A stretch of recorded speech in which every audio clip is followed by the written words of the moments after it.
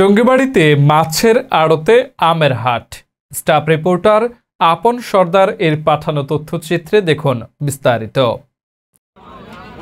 মুন্সিগঞ্জের টঙ্গীবাড়ি উপজেলার পদ্মা নদীর সংলগ্ন হাসাইল পাইকারি মাছের আড়তে বসেছে অস্থায়ী পাকা আমের হাট। নিজেদের গাছ থেকে পেড়ে আনা তরতাজা মিষ্টি আম এখানে বিক্রি করেন আশপাশের বিভিন্ন গ্রামের বাসিন্দারা। এতে ওই এলাকার মানুষ আর্থিকভাবে যেমন লাভবান হচ্ছেন, তেমনি রাসায়নিক মুক্ত আম কিনতে পারছেন সাধারণ মানুষজন ও মাছ কিনতে আসা ব্যবসায়ীরা।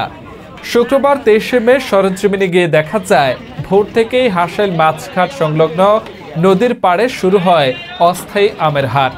সকাল 8টা পর্যন্ত চলে এখানে আম বেচা কেনা। উপজেলার গাড়ুরগাঁও, দশোত্তর, কুকরাদি, মধ্য হাসাইল ও পাঁচগাঁও গ্রামের সাধারণ মানুষ নিজেদের গাছের বিভিন্ন জাতের পাকা আম নিয়ে এই হাটে আসেন। বিক্রিও হয় ভালো। দূর দূরান্ত থেকে মাছ কিনতে আসা পাইকাররা বাড়ি ফিরে যাওয়ার সময় মাছের সাথে আমও কিনে নিয়ে যান। রাসায়নিক মুক্ত এসব আম সরাসরি গাছ থেকে পেড়ে আনা হয় এবং মান ভালো হওয়ায় ক্রেতাদের চাহিদাও থাকে বেশি। আম বিক্রেতা কামাল হাওলাদার বলেন, আমাদের আমে কোনো রাসায়নিক নেই। বাড়ির গাছ থেকে পাকা আম এখানে বিক্রি করতে আনি।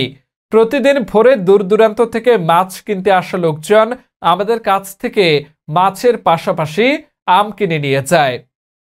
আনিস নামের আরেক বিক্রেতা বলেন, আমরা আম ব্যবসায়ী না। বাড়িতে রোপণ করা গাছে আম বেশি হওয়ায় খাওয়ার জন্য পরিমাণ মতো রেখে বাকিগুলো এখানে বিক্রি করতে আনি। হাসাইল মৎস্য আড়তের পাইকার বিটন রায় বলেন, বাজারে রাসায়নিক দিয়ে পাকানো আম বিক্রি হচ্ছে 120 থেকে 150 টাকা কেজি দরে। আড়তের সামনে ভেজাল মুক্ত আম পাওয়া যাচ্ছে মাত্র 30 থেকে 40 টাকা কেজিতে। তাই এখান থেকে প্রতিদিন আমি আম কিনে নিয়ে যাই।